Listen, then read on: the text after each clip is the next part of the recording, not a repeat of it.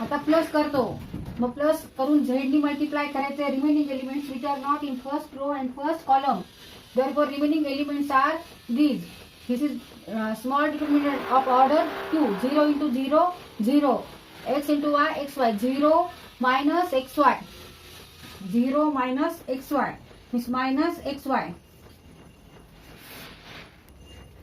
Equal to 4 in bracket x into y into z. X, y, z. Negative become positive. X, y, z. X, y, z. And here negative X Y Z.